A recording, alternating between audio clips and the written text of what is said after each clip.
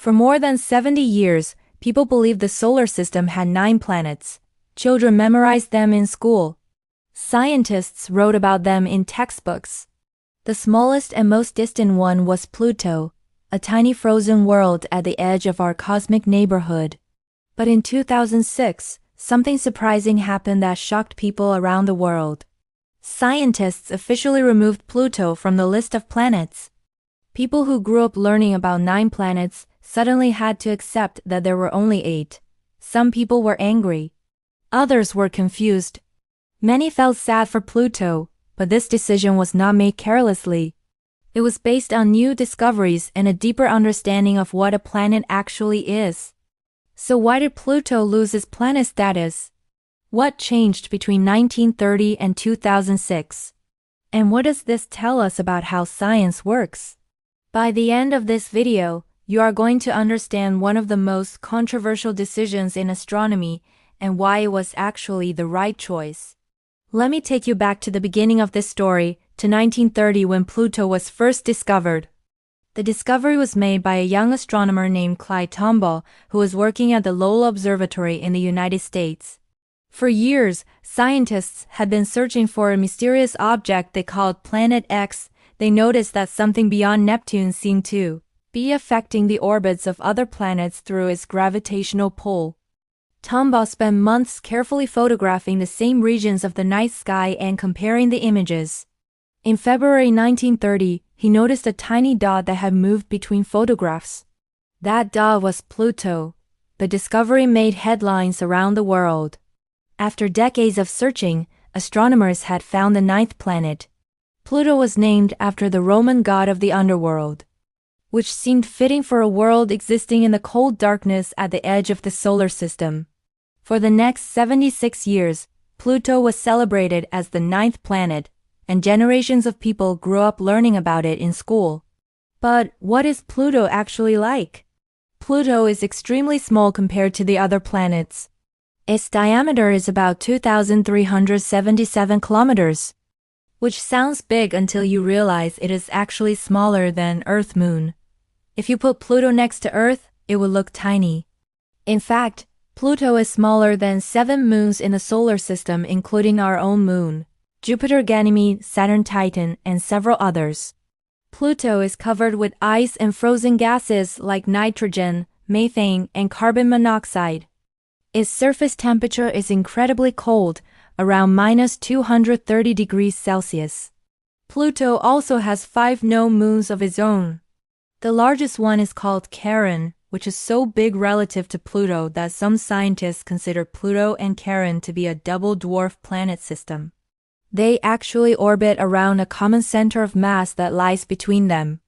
Pluto's orbit around the Sun is also very strange compared to the major planets. Pluto orbits extremely far from the Sun, much farther than the 8 planets. It takes 248 Earth years to complete just one orbit around the Sun. That means if you were born on Pluto, you would not even celebrate your first birthday until you were 248 Earth years old. But distance is not the only unusual thing about Pluto's orbit. Its orbit is also tilted and highly elliptical, meaning it is stretched out rather than nearly circular like most planets. The major planets all orbit the Sun in roughly the same flat plane and in nearly circular paths. But Pluto's orbit is tilted 17 degrees compared to that plane, and it is so elliptical that sometimes Pluto actually comes closer to the Sun than Neptune does. For 20 years out of its 248-year orbit, Pluto is actually closer to the Sun than Neptune. This was a clue that Pluto was fundamentally different from the other planets. The real problem began when scientists started discovering many other icy objects beyond Neptune in a region called the Kuiper Belt. The Kuiper Belt is a vast area of space filled with thousands or possibly millions of icy objects left over from the formation of the solar system. As telescopes became more powerful in the 1990s and early 2000s, astronomers began finding more and more of these objects. Many of them looked remarkably similar to Pluto in size and composition. Then, in 2005, astronomers discovered an object they initially called Xena, but later officially named Eris. Eris was nearly the same size as Pluto, and possibly even slightly larger. This created a massive problem for astronomers. If Pluto was considered a planet, then what about Eris? Should Eris also be called a planet? And what about all the other large objects in the Kuiper Belt? Without clear rules, the number of planets could keep increasing. We might end up with dozens or even hundreds of planets, which would make the term planet almost meaningless. This is where the need for a clear definition became urgent. For many years, there was no official scientific definition of what a planet actually was. Everyone just kind of knew what planets were based on tradition and common understanding. But as more objects were discovered, astronomers realized they needed clear rules. They needed criteria that would distinguish planets from other objects in the solar system. Without such a definition, the classification system would become chaotic and arbitrary. So, in 2006, the International Astronomical Union, which is the organization responsible for naming celestial objects and making official astronomical decisions, met in Prague to address this issue. After intense debate, they created a new official definition of a planet. According to this definition, for an object to be classified as a planet, it must meet 3 specific conditions. First, it must orbit the Sun. Second, it must be massive enough that its own gravity pulls it into a roughly spherical or round shape. And third, and this is the critical one, it must have cleared its orbit of other objects.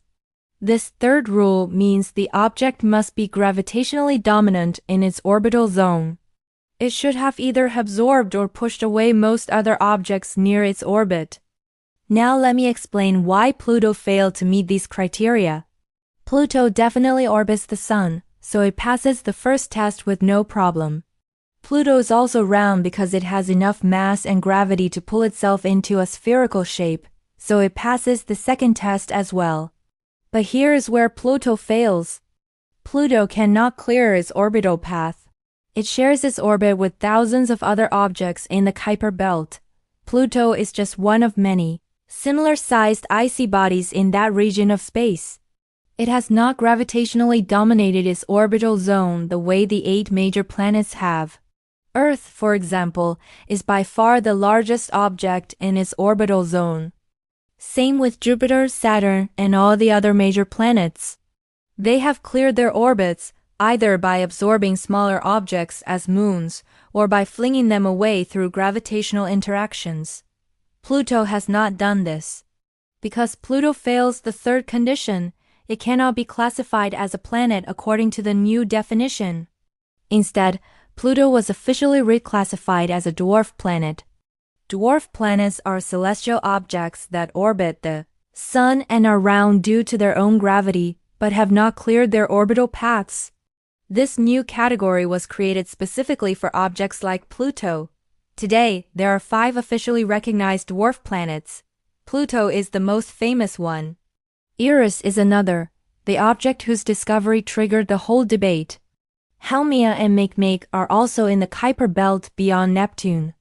And Ceres, which is located in the asteroid belt between Mars and Jupiter, is the only dwarf planet in the inner solar system.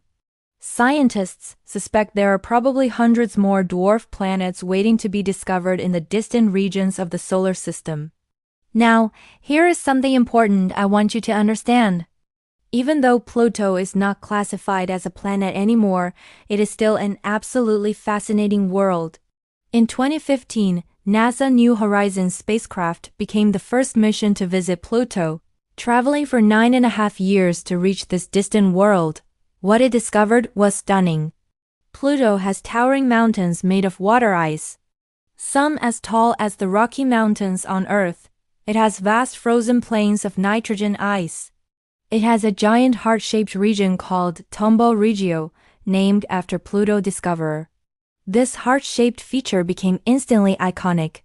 New Horizons also discovered evidence of geological activity, meaning Pluto is not just a dead frozen rock but a dynamic world with processes that continue to shape its surface. These discoveries show that Pluto is a complex and scientifically important world regardless of what we call it. But the debate about Pluto's status has not completely ended. Some scientists still disagree with the 2006 decision. They argue that the definition of clearing the orbit is problematic because even Earth has asteroids in its orbital path. They believe Pluto should still be considered a planet based on its spherical shape and geological complexity. The debate continues in scientific circles, and it is possible that definitions might change again in the future as we learn more about the solar system. This is actually how science is supposed to work. Science is not about clinging to old ideas because they are traditional. It is about adjusting our understanding as we gain new knowledge. So Pluto may no longer be called a planet, but it remains one of the most mysterious and fascinating objects in our solar system. Its discovery taught us that the solar system extends far beyond the major planets.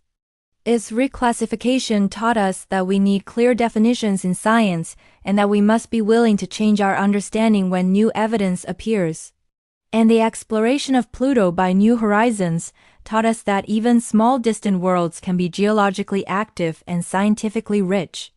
As space exploration continues, and as we discover more objects in the outer solar system, we may find even more surprising worlds that challenge our categories and expand our understanding. The story of Pluto is not really about losing a planet. It is about gaining a deeper and more accurate understanding of our cosmic neighborhood. Thank you for watching, and I will see you in the next video.